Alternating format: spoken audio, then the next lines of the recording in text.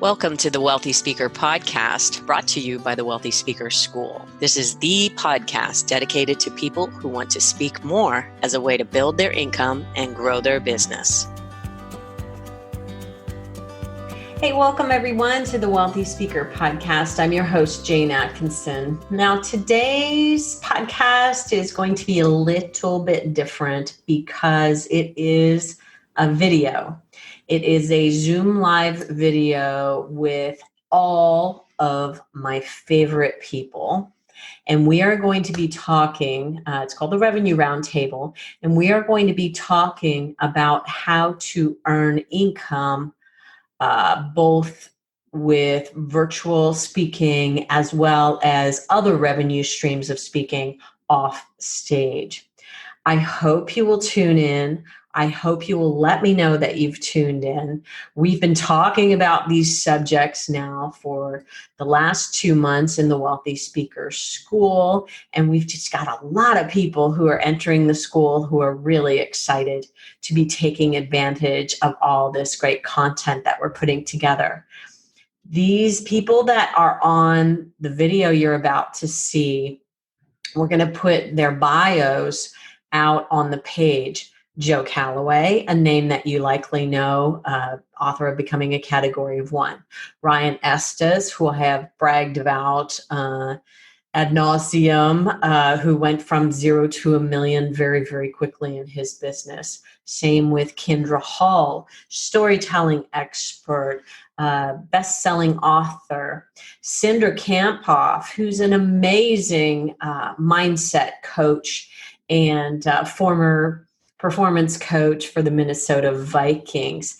Jacob Green, who is just one of the most amazing individuals that I know, talks about how to see change clearly after a brain injury.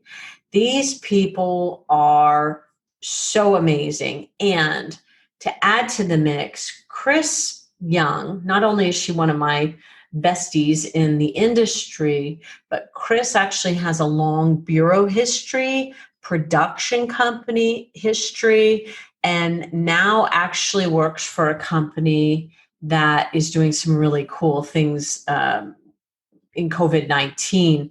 They've really pivoted to allow themselves to take on business in a way that they never even thought was possible. I can't wait for you to hear Chris's story and how Heroic Productions is making what they do available for we speakers and those in the Minneapolis area. Anyway, you're going to get a ton of great ideas on how to earn revenue off the stage. Enjoy. I'll see you soon, Wealthy Speakers. Well, welcome everyone to the Revenue Roundtable, where we have asked some of the coolest and smartest people I know to come and share their ideas on how to advance your revenue streams during downturns in the economy. Now, rather than take the time to introduce everybody, which would probably take a long time, we're going to go ahead and put bios on the page with the recording so you can kind of see where these people are coming from, and we'll have a worksheet as well that will allow you to work through this content.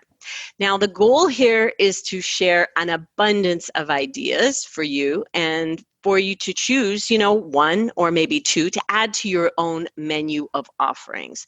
And of course, what we know, and maybe we want to start with this, Joe, you and I were having a conversation about this offline.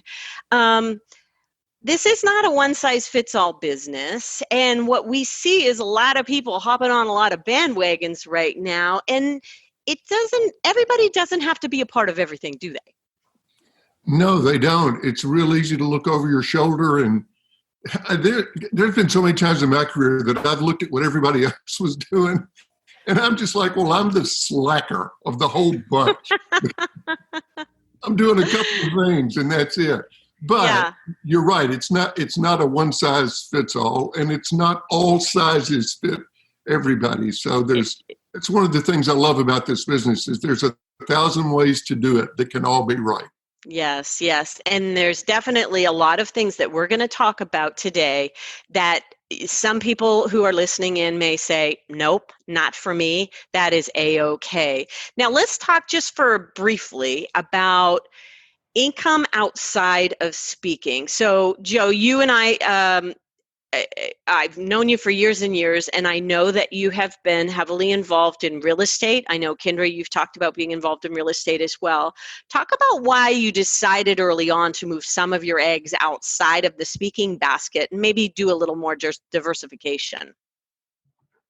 Well, I can go first. I looked at all the different things that I could do within speaking. And as you said just a minute ago, I was a keynoter, and that was pretty much it. And I didn't want to do all the other things, but I did want some other streams of income. So I got involved with a couple of real estate partnerships, 15, 16 years ago that continue to this day. We build condos, we build apartment complexes, and then we sell them. And the other thing I do is the stock market, which I'm pretty active in and spent quite a bit of time this morning, as a matter of fact.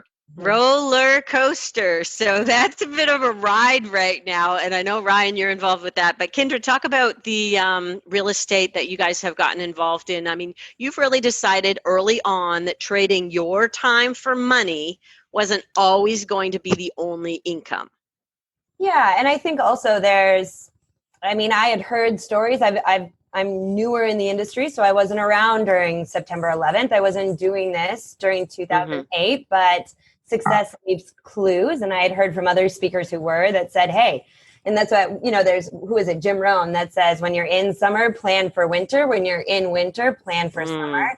And so Michael and I have several, now we do it differently. We own several homes ourselves. So those homes have renters in them. Those are, we actually just sold a home. So yeah, I mean, that's our winter fund, if you will. Yeah, I like that. And Ryan, has it been tricky to ride the waves of, is the stock market the majority of your investment? You told me the other day that you're a big investor, but I wasn't sure if that's where you had everything. Yeah, minimal in real estate, but I've done a couple of little fun projects there too. But I'm a pretty active investor in the market, and yeah, it's a roller coaster. It's nauseating. It really is nauseating. But if you can stomach the ride, there are opportunities too. So that's just part of it. I started this business in 2009. So there were some lessons learned in starting at the bottom. And I fully believe you can grow a business in any economy. That's part of my thinking. But investing as I went on this journey has been a big part of augmenting or supplementing for a time like now. Right. Now, Sindra and Jacob, you all have some gigs on the side that are really beautifully allowing you to get out and do the speaking business. Sindra, not only have you been in the past the performance coach for the Minnesota Vikings, super cool, and I've got 3 Minnesotans on the line here with us, Chris and Ryan and Sindra. Woo! I don't know what the call is of the Vikings. Minnesota nice team. That's why. With that? Minnesota nice. We're nice people. Minnesota nice. But talk about your teaching job as well, because it is totally in line with what you're doing. And I don't know, maybe there are people out there who thought, I never thought to get a job at the university. Yeah. So it's something that I've been doing for a while. And it's interesting because about a year ago, I was thinking, well, I'm just going to let that go. But I'm really grateful at this time that I have that, because it's just the steady income. And then I cannot be so fearful or, anxious about my speaking right now. And it allows me to really pivot and adjust and not be so tied to the specific income that I need every month. So I think, it could just be adjunct teaching or something that that's consistently that's coming in. For me, it's been really nice to have that. And I'm grateful I didn't let it go when I wanted to. Yeah. And one of our clients, Mike Rogers, who I think you know as well, he was on your podcast. I think he also just got his dream teaching job at the university. And I think that's nice timing. Jacob, You were literally running small cities when you started your speaking business while with how many children? 4 children at home? Four little kids. You'll probably hear them in a few minutes, but yep. That's okay. Yep. And but you transitioned to a job that was way more speaking friendly. Talk a little bit about how your setup is today that allows you to keep going. Yeah, well, thanks to you. You kind of gave me good advice to transition into something that could,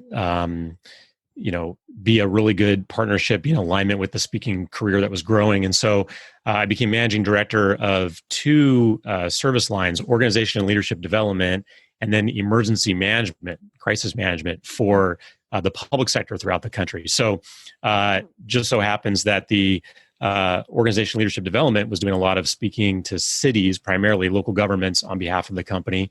But then all this happened. And so 7 days a week, thankfully for my own family income, 7 days a week, emergency management is where it's all at right now. So I've been working with cities across the country, helping them set up their emergency operations centers, deal with the COVID issues, manage all their employees, manage their city services, transition to a virtual environment, and doing the organization leadership development coaching for city managers and executive teams that are having to go through difficult decisions about layoffs and the economic challenges of COVID. So thankfully, and again, thanks to you, I give you credit on this, you helped me transition to an area that when speaking would slow down a bit, I could still leverage those speaking skills and opportunities and do stuff that I love to do. So it's. I don't even know how you wrote to me a couple of days ago about some business that was coming in and how you were going to pivot it.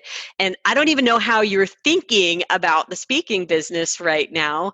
But we do want to transition out of kind of non-speaking income and go into the virtual work. And I've been doing a lot of research on this and tons of podcasts on this topic for the last little while. So we've been taking in a lot of information, and we have a menu of options for you here. Chris, your company, Heroic Productions out of Minneapolis. You just started this great new job with them, and then boom, COVID-19 hits, but you all pivot quickly. Talk about what your business looked like pre and now, and what some of the things that you're seeing happen are. Yeah, well, I've known these people for over 20 years. And we used to partner with them in the old days when I was at Martin Bastian Productions. So they're the guys that own all the gear, have all the technical leads, know how to set up the room and do it right. And, partner in that way. That's how they serve the client. They make sure it can be seen and heard beautifully. They're the people that all the people on this line bow to say, thank you for making me look good. When you get there. Exactly. Yeah. Right. So it's a little different for me because I'm used to being on the creative, visionary side of designing an event and making it successful, to the reason they spent the money. Actually, that pans out. And so we just decided in this scenario that the guys that own the gear and run the gear and all that are usually brought in way later in the process. And that I would be helpful in this scenario to get at the table with the client earlier on, which actually makes sense because then you're talking to the producers about, can we actually produce that event in that room kind of thing. So it's been really exciting. Well, I should say it was for 2 weeks, and then, it all blew up, and I'm still standing, which I have a bit of survivor's guilt. but anyway, you've been through this before, and I have. So, but you probably, I'm thinking you were the one that was at the center of it all. Your company pivoted. Yeah, you lost all your business. And then you pivoted. And they really did. I mean, the number is staggering in 7 days, what we lost.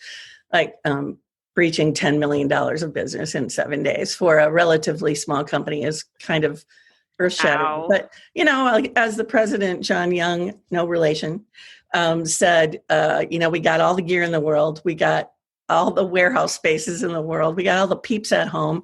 Why don't we take that gear and put it in one of these empty warehouses and build several virtual stages with gorgeous LED backdrops and a whole green screen stage as well, 3-camera shoot, the whole 9 yards. Anything you need, we can actually transition into a small meeting space when they want it to look like there are whatever number of people we can have together, whether it's 10 or 20 or 50, and then, brand everything instantly with the push of a button. Mm-hmm. So far, that's what's been happening. Like some of the essential companies that actually are working on COVID problem solving or products or whatever have come in, and we've done recordings around the world and some live streaming and a couple virtual events. But right now the phone is ringing off the hook for graduations, theaters in town that want to live stream their concerts, nonprofits that have to have, oh my gosh, that's me, that have to have their, their gala fundraisers and,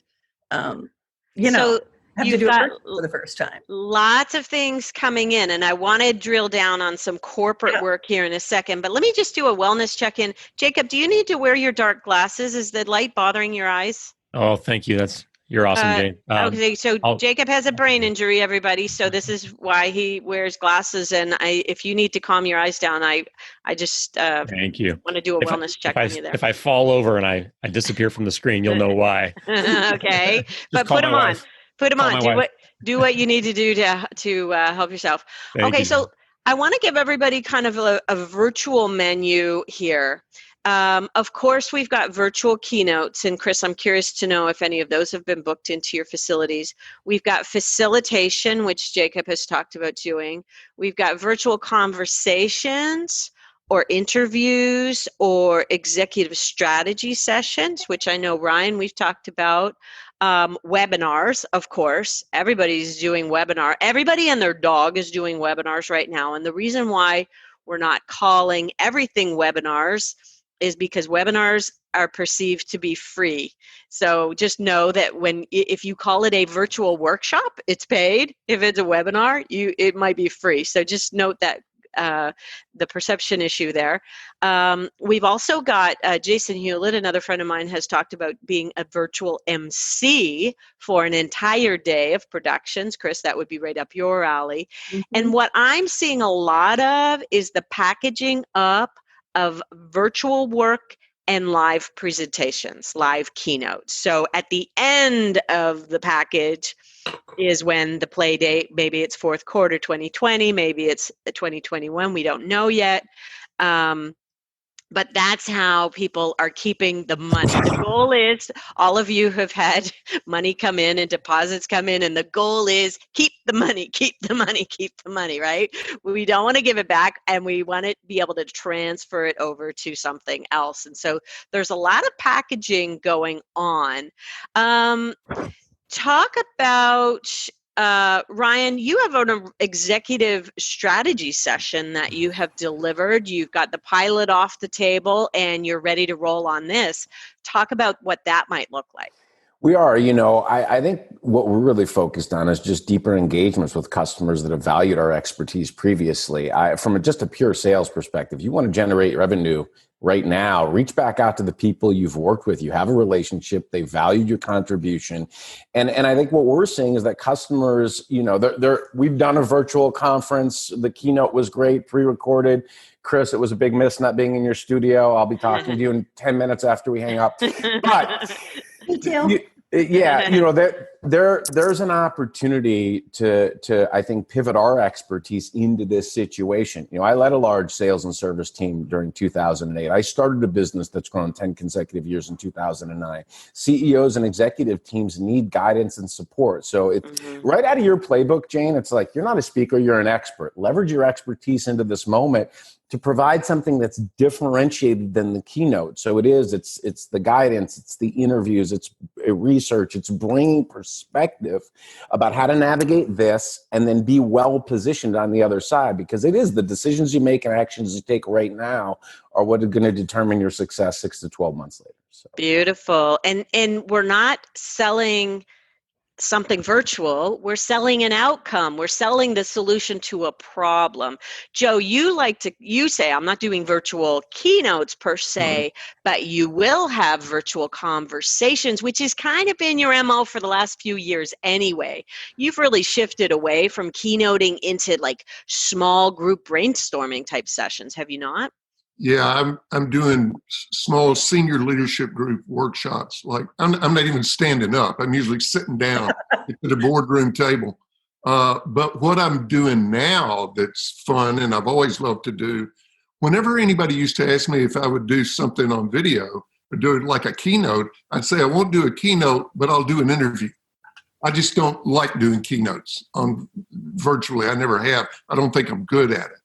But I would be interviewed. Now what I'm doing is I've switched the interviewer-interviewee, and what I'm doing with a couple of they were booked as workshop clients, I am interviewing the CEO. But in our back and forth, I get to do all of my material and bring my perspective. Yeah. But it's really tied to them and what their strategy is right now. And so they live stream it. Of course, it's always recorded. Sometimes they'll let their people watch it just whenever. But yeah, that's all I do on video is interviews. And you're really, really good at making other people look good. And so when you make the CEO look like some sort of genius in your charming Tennessee way that you do, I think that really allows everybody to feel good. And of course, the person with the paycheck feels good as well. Kendra, I'm putting you on the spot here. Have you been tapped to do any virtual keynotes yet? Yeah. So our model, like you said, there's a different model for everyone. So we had several events in March. We saw kind of like 3 different things happening. Mm-hmm. An event was going virtual. An event was postponing till later, mm-hmm. or it was just canceling all together. Fortunately, we didn't really have any that were canceling all together. Everyone was this other option. So for several of those events that were like not planning to reschedule and were maybe leaning towards canceling, we delivered virtual keynotes.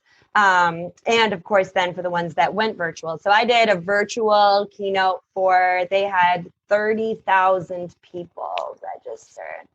And it was 15 minutes. It was supposed to be an hour, 50 minutes live. Right. Digital, so it was 15. We created I live in an apartment in New York City. I've got 2 kids at home. I got a husband at home. Like, we're all here right now. And lots of ambulances driving by all the time right now, right? So yeah, what did you set up? So we put up a rig that we originally used for our step and repeat, that sign that you put like for our book launch. Now it's being used for our emergency film studio. We put that up and we got a big roll of paper and pulled it down. And so now I've got this we have 3 papers now. We have turquoise, light blue, and dark gray. We got some lights from Home Depot, clipped them onto various pieces of furniture, blacked out the room, and I speak direct to camera. And the difference between most of the stuff on our list and a virtual keynote is that you've got to be standing and you've got to be bringing the energy. And Chris, I first heard it from you. It's got to be in a tighter time frame. No 30,000 people want to sit there for 90 minutes listening to somebody as a talking head. So how did it go with the 30,000 people? Was there any kind of interaction or feedback at all, or was it just you delivering? So it was pre-recorded. So we delivered it. We sent it to them. And yeah, I'll say 15 minutes. And I couldn't get the timer right so that I would be looking, because you can't break eye contact with the camera. I mean, it's so much more sensitive. Yes. And so I finished and just like fell over on the floor. It felt like this workout because, you're in your living room right now and it's going to. So I actually didn't end up signing up I didn't really think about it, signing up to watch them play it live. But I knew when it was going live and I watched on all of a sudden my phone started going, blah, blah, blah, and so I was like, oh, it's going. And it was, I don't think anything replaces, and I think it's important to say this, Yes. Nothing replaces in-person events. And I don't think anything will. It might take a while for us to get back to it, but people are going to want to get back. That's just how it is. But it was pretty awesome. Wow. What a great experience that, Now, anything you learned by doing it, like any tip that like, don't ever do this. Like you said, don't break eye contact with the camera. That's a good tip. Because it makes such a, like, if I just go like that really quick right now, like so you have to be talking, like that's very important. I think the thing that, and I've been doing direct to camera for a while, so I feel like I was prepared for this. But you have to pretend like you are on a stage. So when I was looking into that tiny lens, I wasn't looking at a tiny lens. I was looking at the stadium at the MGM Grand, and you just see it that way in your head. Amazing. Now, all that being said, it was great. I've done that for several clients now. Some we delivered for them. Some that's what they want. I have several more coming up. I am not, and it's something I can do, and it's something I'm good at. Joe was saying it's not something I'm good at. It's something I'm good at. I'm not promoting virtual keynotes as my business plan. That's just, right. I'm doing them and I can, but we're not putting huge marketing effort behind. Gotcha. And we're going to talk later about the things that you are kind of putting your energy towards, that, and some of them being money while you sleep, which is, all of this right now is trading your time for money. So just be aware, we will talk about some more passive income streams. But before we leave this topic, Chris, you had kind of an analogy about you really understand events, you understand energy, you understand connection. Talk about virtual, where you think the misses are. Yeah, well, it's been shocking sort of to talk to clients and realize how clueless they are right now. I mean, they're catching up. The conversation changed greatly last week than it had from the weeks prior. But it really felt like they were trying to take their 3-day conference and shove it in at their audience. And literally, you're like they were talking, they will stay with us. They're used so you had to teach them. And we came up with this idea. Actually, George Campbell came up with this, and it was the way radio used to be, right? When TV arrived in our living rooms, and they took radio shows and they put them on TV. And it didn't work. It was like terrible. And it took a while before it was like, how do we do TV? This is a different medium. And so I love what you guys just said, Joe with the interview and Kendra with her shortened, knowing how to talk to the camera and really engage with them, which is a hard thing to learn. It's hard for me. I'm trying it right now. You're doing good. But I mean, those are some of the biggest things. I think what you said too, Kendra, about it being sensitive, the authenticity piece of this is so much bigger in a virtual medium than it even is on stage. I mean, it's been we use the word trend for a long time, but right now I think that's just key. And believe it or not, at this point in time, I mean, it's you guys are going to be in demand because it's hard to find speakers that are really up to speed, really good in this kind of medium on camera. Joe's had a lot of practice with the interview situation. That makes complete sense to me. And so is needed right now because a lot of CEOs are not good at this, and they're going to come off, not like they're talking from their heart to their people or their customers. So that will be a really needed thing. And Kendra, what you're doing, shrinking it down, is just huge. But the other thing that's happening a lot is, and you brought it up, which is the idea of the host, and whether you see it as an MC or a host or, a way of keeping people engaged, and those transitions we always talk about that are so important. I think that's the most important piece, don't you, Chris? I do right now.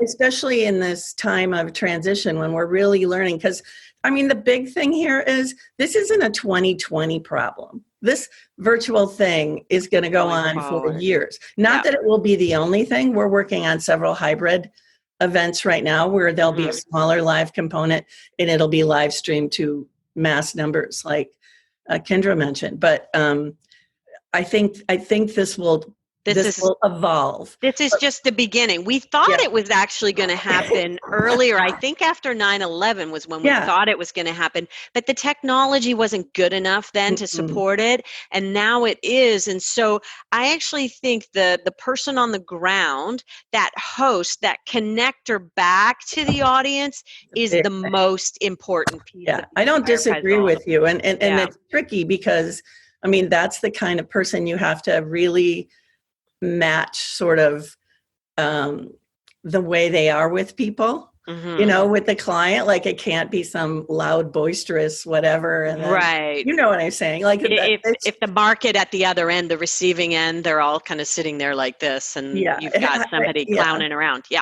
Anyway, there's some really important things that I've learned focusing on this piece, like making all the attendees feel like a VIP. Like the pre-engagement, even before the event, from that host, that kind of gets an excitement level built up. Like when Hollywood launches a movie. Yeah. I mean, we hear about it. We see posters, we see little clips, you know, we get commercials. I mean, that's how that should be, the virtual event should be treated.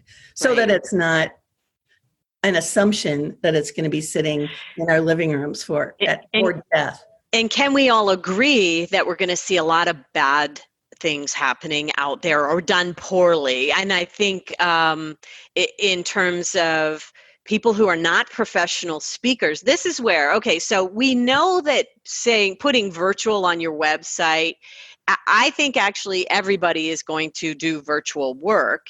And so it's not a differentiator at all. What you still need to be talking about is the outcome.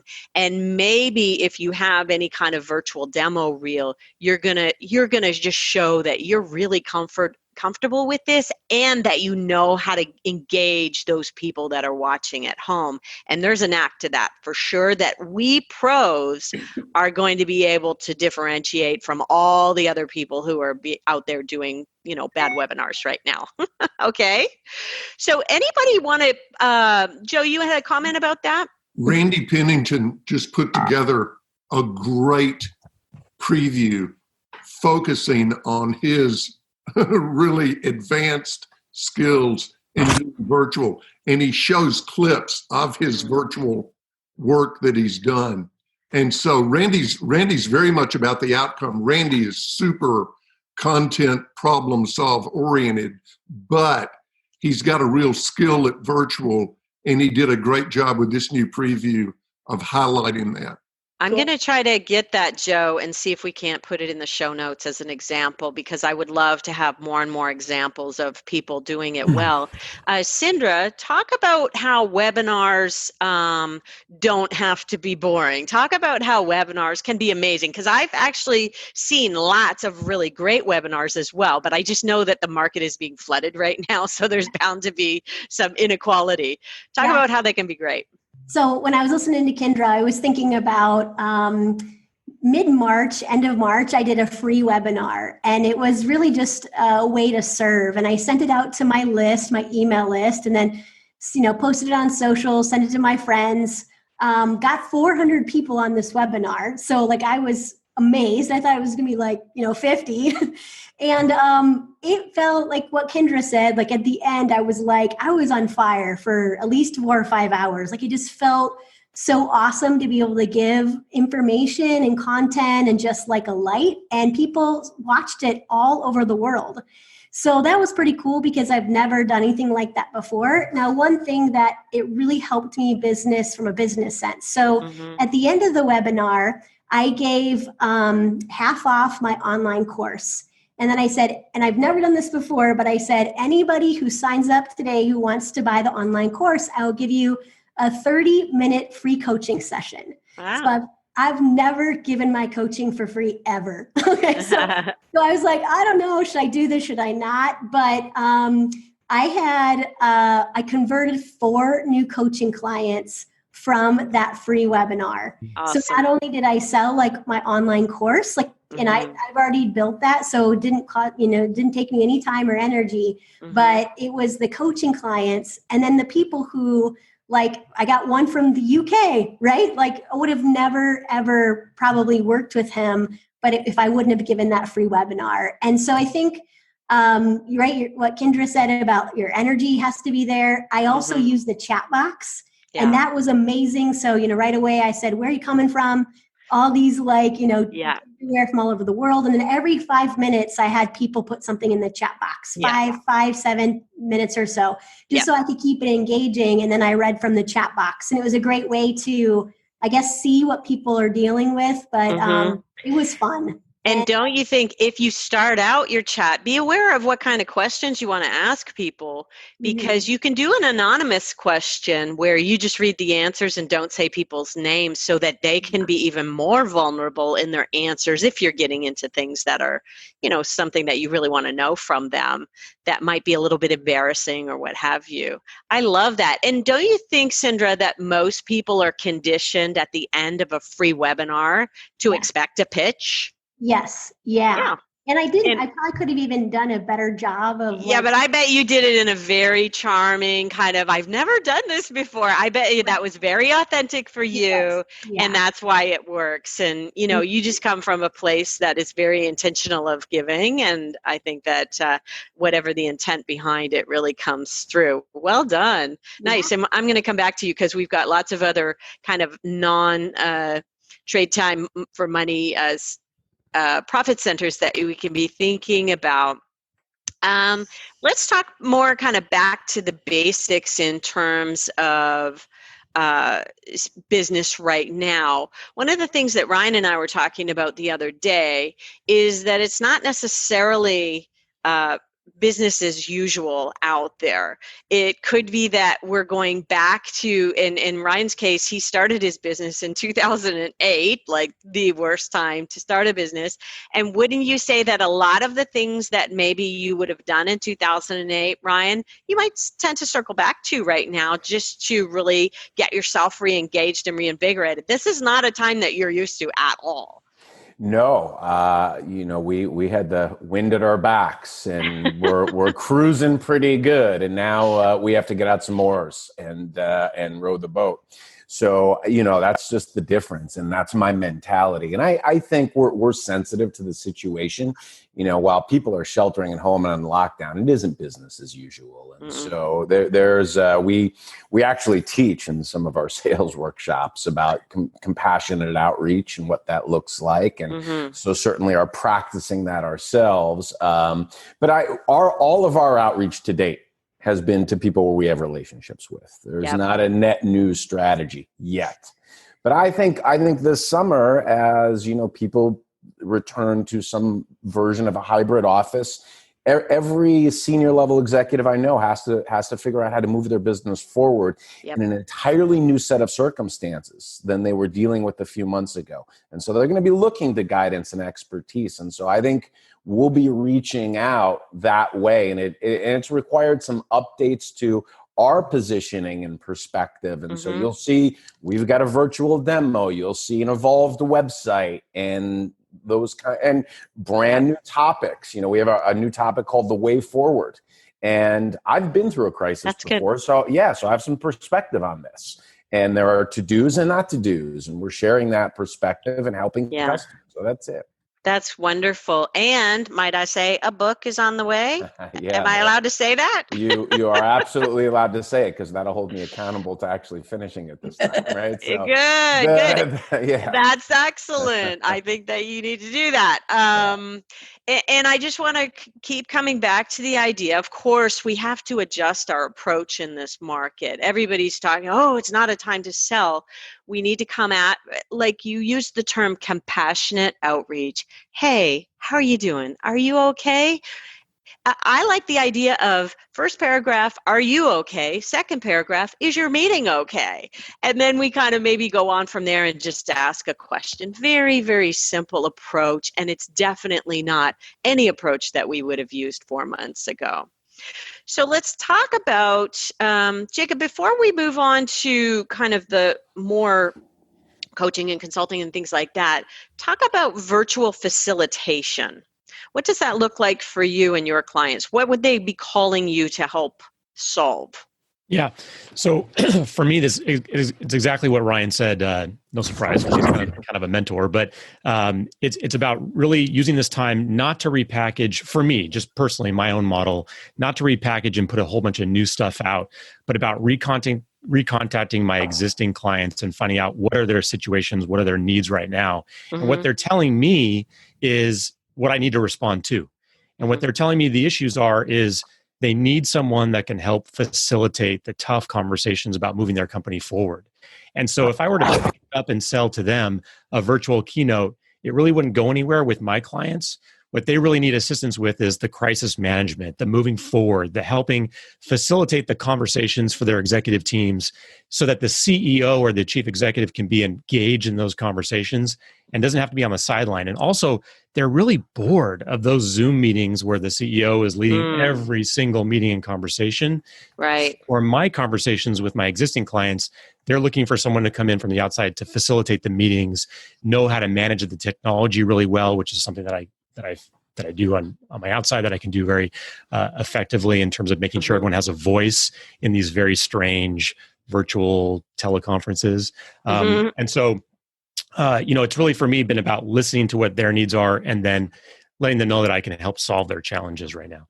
Beautiful. I love that idea. So I want to offer up our next chunk and menu, which is going to include things like coaching, consulting, online courses, membership communities, masterminds, virtual summits, and of course, as we just talked about with Ryan, books, products, all of that whole realm. All of you have some fingers in some of these pies. Sindra, you said to me, I don't know, 3 or 4 months ago, really going to get a little more intentional about my coaching. How's that working out for you? Really good. The timing was so good, wouldn't you say? Yeah, it was really good. And I did set an intention even like about a year ago to really increase that in my business. And I feel like it was some kind of higher calling so that I could do this time, but for sure. Yeah, that's nice. And I know you just moved into a new house, and that's probably where, when you're not freaking out about revenue, going that next step up in anything, whether it be your home or whatever it might be, can be a little bit dicey. And so you don't want to see a huge drop in revenue. And so coaching has been able to fill in some of the blanks for you, which is wonderful. I know that some of you do consulting. Who all is doing consulting right now? Work. Jacob, when it comes to consulting, that's definitely something that you can package up a number of things and talk about what your package might look like with people to help them solve a problem. Yeah, it just, it all goes back to just listening what the client needs are, which, like, was said before, a lot of the companies I'm working with, they don't really know what their needs or concerns are for consulting services. But, what I work on is primarily leadership development, team building, and efficiency. So it's again, listening to what their issues are right now. Right now, they're going through layoffs and furloughs, and they don't really need a lot of help on efficiency and delivery of services. They need more help on just keeping their leadership team focused on how to move the company forward. So in terms of consulting services, it's a lot of listening, a lot of asking all the questions. This is not when we talk about ourselves or when I'm talking about myself and my background. And it's really irrelevant right now to them. They just need support and someone that can serve as a sort of neutral outside person that can help them through these challenges. So that's what I'm trying to provide. Beautiful. Ryan, what about you guys? Yeah, so, we just take a page from our old consulting playbook. I used to work for an advertising agency, and so that's a very consultative model, but essentially it really comes down to there's a discovery process. And what's great about the listening that Jacob just talked about, and Joe talked about it too, is that if you organize that and have a deliverable out of the auditing and listening, you can charge for that. And so, that it starts with a discovery, framing up an understanding, and then bringing my perspective to their challenges, right? So then we would deliver out of our audit. And we actually have a third partnership is another thing to think about. We have a partnership. I have a research partnership. We can do statistically valid surveys. We can audit a customer audience. We can audit an internal group, a sales group, and then get some real specific data to bring to bear on that conversation. So out of that kind of audit and discovery, we would deliver our perspective, right? So in advertising, we would call that an executive summary. There is typically some element of a strategic roadmap where you're presenting a path forward. And then it can stop there. They get that deliverable, or it really does set you up for an advisory role. Right. You can go on the journey of helping them, guiding them forward. And that can be done, through virtual coaching, and I would say some learning, right? Some workshopping. Right. That's the way we're packaging up that kind of partnership. That's beautiful. And for people, first, we should add advisory on the list too, because that's definitely something that many of my clients are advisors to very large companies, and that's a role that continues on retainer. But if you're thinking, oh, I don't want to do all that work of the consultant, be aware of what your role is in the project. Be aware that you could farm out a lot of the research and the heavy lifting to other people, and you are there to guide the project from there. Moving towards things that will be less trading your time for money and more passive revenue. An online course and a membership community and masterminds are things that I have under my Wealthy Speaker School umbrella. Kendra and Sindra, you both have online courses that have been helpful for you. Kendra, talk about how you've refocused on those, or you probably had it going along pretty smoothly. You were off busy speaking and you weren't thinking a lot about it. You've probably put a little more attention on it right now. Yeah, I think that so much of what we're going through right now as speakers in this industry is also in our heads, and the choice of what is our story going to be of this time. And I've been saying for so long, like I've always planned to create digital courses. I wanted a small course to go with Stories That Stick, which is my book. So the book was already done, Ryan. Get caught up. Come on. Deal. I remember about this book like 2 years ago. Yeah, you're right. Let's get a move on it. But I wanted to have because the book is however much it is, and I only get a cut of that in terms of royalty. So I wanted a small digital course that went with that. And so we filmed that in the first 2 days of like quarantine. We just got that all filmed, got it packaged, got it ready. Now we're in the middle. We're on the other side of the middle, which is very exciting, building out a mastery course, which is we were hosting live workshops, which is essentially the live workshop, but the digital version. It's going to be that bigger, meatier. I mean, it's a super intense course. And so we're putting that together. So we have them in development. We haven't launched either one of those. The smaller one, people had started asking me for, hey, do you have and so I would just send them the link because it technically was for sale. And so I'm happy to say right now we have a 100% close rate on that because everyone I sent, they're like, oh, do you have because here's the other thing to remember is I feel like our industry and like Chris said, losing $10 million. I mean, a lot of us had a lot to lose. And so it can really set your brain to think that nobody else has any money. And that's just not true. Right. And other people, they're seeing their time in a different way, and they're choosing to create their story for this time to get better. So they want courses. So we had people emailing us. And so, yeah, we have 100% close rate. And then I also have another line of, and this is another thing to think about, is I had stuff in my business that I had created a long time ago. And it just kind of forgotten to talk about anymore. I had just gotten so busy and booking flights and being on stage and client calls and getting this, what dress do I, all that stuff. What dress that I wear is not the top. It's what content do I share. I get that. but that I forgot I had these things. So one of the early other things we did right away when everything was coming apart is just launched one of my old products. And we sold so many of that. And it was just money that was like under our couch. It had been sitting on the table this entire time. So maybe what we talk to people about doing first is do an audit, do an inventory.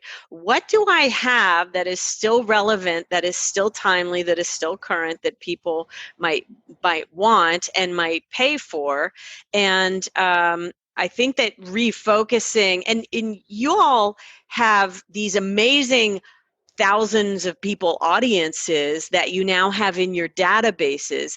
And for people who have the audience that you've already kept on a regular basis, you've been communicating with, for you to introduce something is just so easy. Yeah. For you to say, hey, we've got something new for you right now.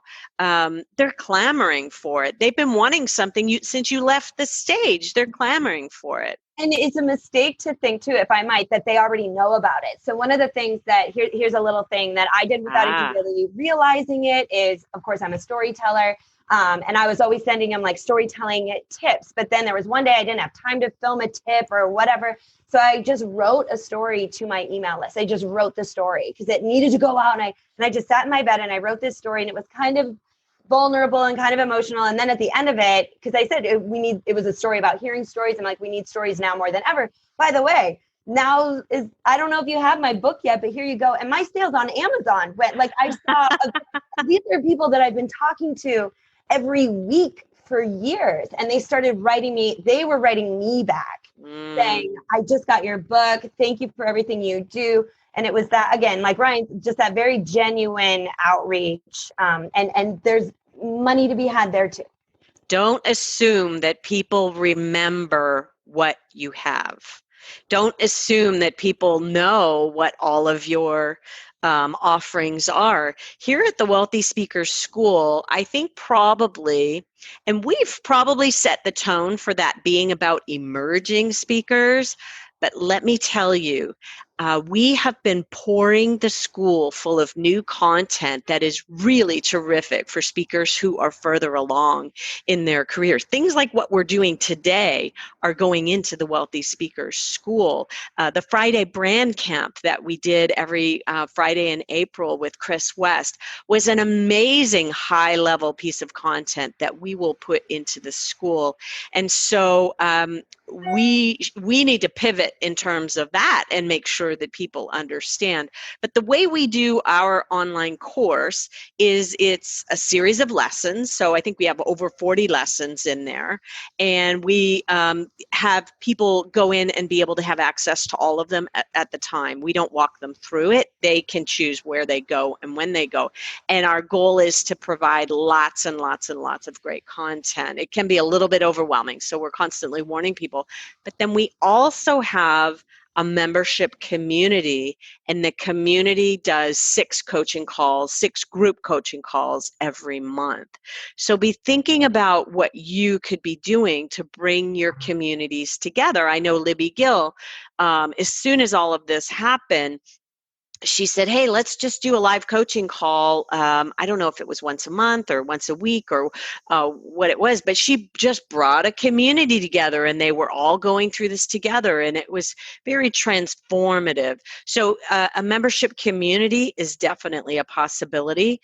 Sindra has been a part of our Inner Circle Mastermind that is for the more advanced learner, and those have been. Sindra, you want to talk about masterminds a little bit? Because I think you're thinking about that for yourself too, are you not? Yeah, I am. I'm writing a book right now for business owners, and I'm going to launch a mastermind like at the same time that I launched the book. And I was thinking, Kendra, when you were talking about online courses, one of the things that we've done right now is we put out some Facebook ads for our book. For my book, and then we upselled people on the academy, and I've had more people buying that academy now than ever before. So that's like academy is the online course. So I think that now is the time where people want to continue to grow and learn, and we've seen increases in that. Beautiful, beautiful. Jacob, you wanted to talk about speaker partnerships? Yeah, I think, all of us speakers have gone through a bit of a slowdown in our business, postponement of our events, and, everything in my world went to zero practically overnight. Yeah. And one of your other students, Charlie Solano of Chief Leadership, him and I were on the phone a couple weeks ago, and we were both in the same situation, which was how we're going to figure out what our next move is. Says, hey, come on over. He lives in Orange County. He lives here in Southern California. So we came onto my front yard.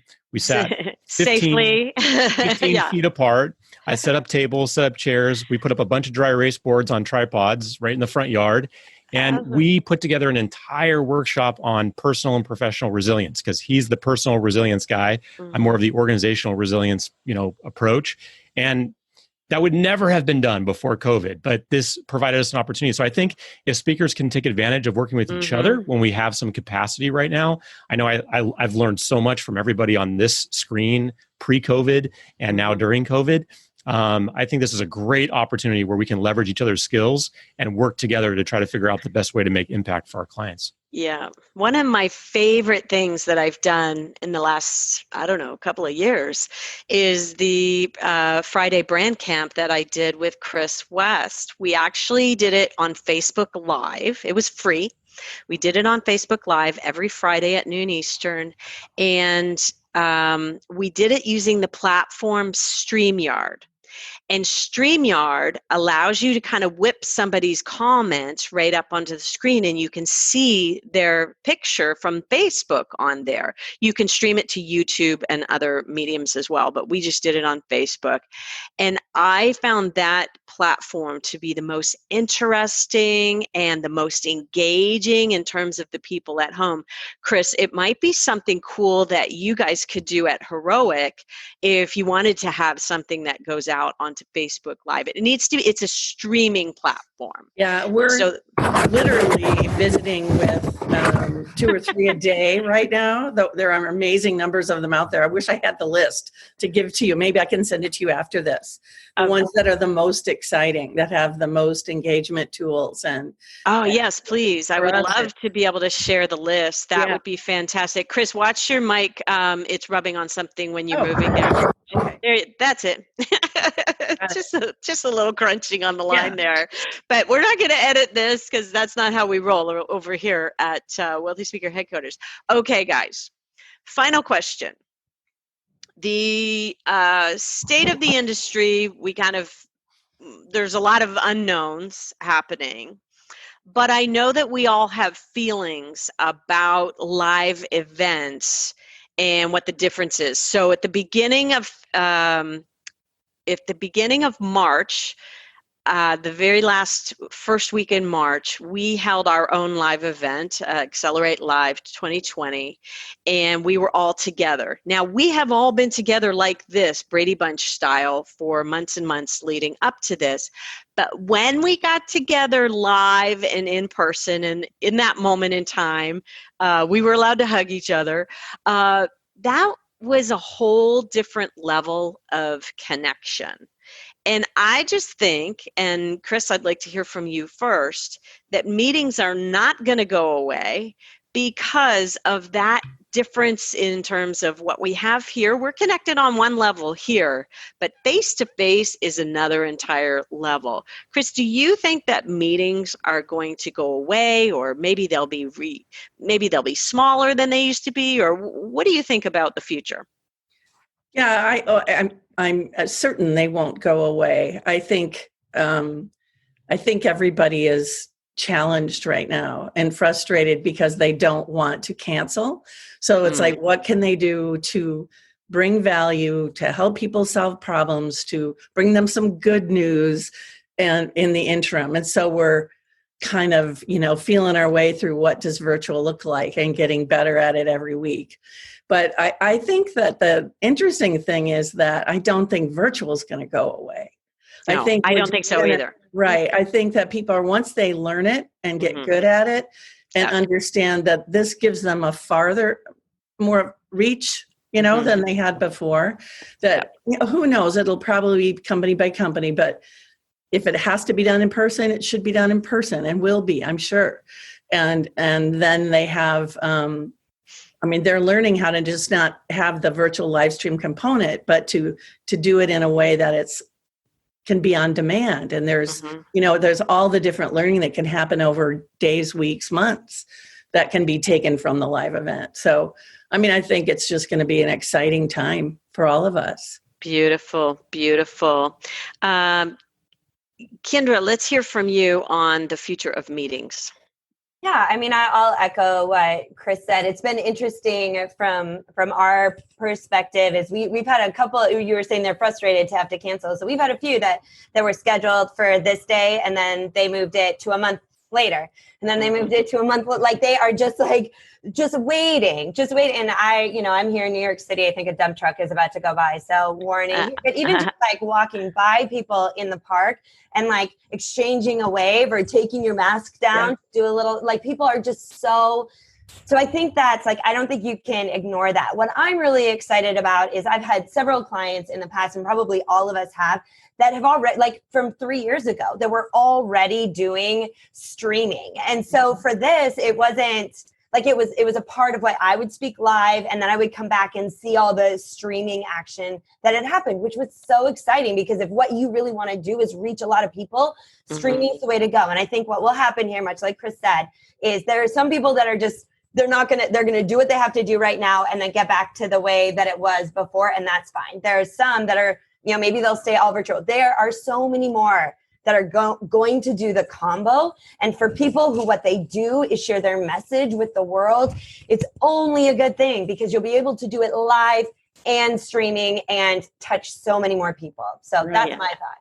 Beautiful, beautiful. Well, I think that we can all agree that there is hope on the horizon, that clients are out there. They're talking to you all about how to solve the problems that their company has. Ryan, they can't not figure out the way forward. They're going to need some help, right? That's right. And just to echo some of the comments, 90% of my bookings that were scheduled between March 10th, which was my last main stage event, and let's say August 31st, 90% have been rescheduled within the next 12 months. So think about that. That should give us some sense or indication of what the go forward plan is, right? So I've had 2 cancellations. Everything else is, well, we're looking at this date. I even had one of my favorite clients. They said, gosh, we're so disappointed we can't do it, but we've got great news. We're going to the Four Seasons at Hawaii in next May. So you're going to be there.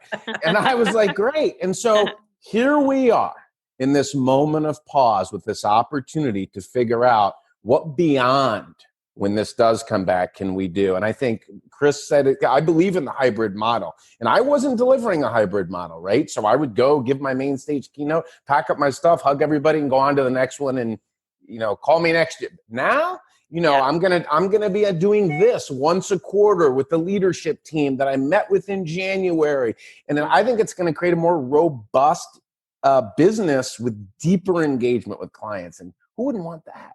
Who wouldn't want that? That's a beautiful way for us to close this out. You all have been so generous with your time today. Joe, thank you. I would say thank you all for coming in off the road, but that's not really where you are. Joe, any final thoughts for our people? No, I'll just echo. I really echo what Ryan just said, which was when you look at the possibilities and the probabilities, who wouldn't want it? What this has created is an awful situation that's going to result in, this isn't being rah-rah, it's going to result in incredible opportunity for everybody in this business. I truly believe that. Yeah. And I would like to also mention that I really believe if fourth quarter, if meetings do come back in the fourth quarter, that there's going to be a bit of a scheduling jam up for a lot of you. So get ready for that. There's going to be a lot of juggling going on and a lot of people trying to, and you all may need to break your rules of number of engagements per month just for a short little period of time and then get yourselves back righted again. Cindra, final thoughts from you? Yeah, I think this is a time to adjust and pivot, and I think we all need to do that in our business. One of the ideas you had on your list was this idea of a summit, and so Ryan was in my summit So it was great to connect with him, and we offered it for free right now, but we will take it down and sell it and then make it into a book. So I think the key is you got to adjust and pivot and just be thinking about how you can get out online, and that's where people are. So, how can you serve maybe a different audience than you had before, or just different, maybe the same audience, but different people. And I think we just got to continue to think like, how can I serve? How can I give? But how can I create during this time to really like move my business forward? Beautiful, beautiful. And you speak on mindset. And I just want to offer up one idea that I used to think that mindset was a portion of the thing, a portion of, related to the outcomes that you were getting. And I'm now 100% convinced that it's 100% mindset that is going to give you the results that you are getting or not getting right now. So really be working on your mindset. You've all come to the table with such positivity, and you've been pivoting and adjusting, and I think that that's commendable. Jacob, final thoughts from you? Oh, just thank you, Jane. Amazing to be with this group and learn from everybody here, and it's been refreshing and sort of filled my own tank as I start to think about the path forward. I think for me, it comes down to the fact that putting my emergency management hat on and working with governments throughout the country, we're in this for a long haul. This is not going to go away next week, despite what we may see here and there. And so there's not a rush, I think, as speakers to package something up and get it out the door tomorrow and, make sure that we're keeping up with everybody else. I think this is really an opportunity to know that we're in this for the long haul. But what made us successful before is listening to our clients and figuring out how we can solve their problems and make impact. And this is a great time to take a breath and reconnect with our people and know that we're going to be in it with them for the long haul as well. Beautiful. Chris, one final thought from you? Yeah, I mean, I'm just thinking about, live events and when they come back and how speakers could show up just a little differently, meaning, we all know this now, that virtual isn't going away. And, what else can you do when you're there besides the speech? I mean, can you help the CEO with an interview? Can you do a little side something that they can use in their on-demand teaching? I mean, anything. I would just say bring it up because they might not think of it, and it would be tremendously valued by both people that hire you and the people who get to hear that. Great. And maybe, Chris, the day of the one-off speech is behind us, where the speaker flew in, did their one thing and then left. Like, what if every speech there was some virtual components and content that was leading up to that would really help engage? And I feel like everything is going to be kind of packages now. So be looking at this menu, be looking at your worksheet that we've been giving you. We've added some things to the worksheet since we even created it. So we're probably going to have you update some more things. And think about what menu items you want to offer. There might be some that you're like, nah, thank you. No, but I hope you don't take them all on because that will be overwhelming. But I hope that you'll take 2 or 3 ideas that we offered up today, put them into a package, and offer up your clients the solution to some of their problems in the form of a combination of virtual and live presentations. Cool? All right, everybody. Thank you so much for your time today. I so appreciate it. And as we sign off on everything, see you soon, Wealthy Speakers. Bye for now, everyone. Soon. Bye, y'all. Hey, thanks for listening. If you've enjoyed our show, you'll want to come and visit us at the Wealthy Speaker School, where we provide a proven roadmap for building your dream business. Go to wealthyspeakerschool.com. And for show notes for today's podcast, head on over to speakerlauncher.com and click on podcast. I'll see you soon, Wealthy Speakers.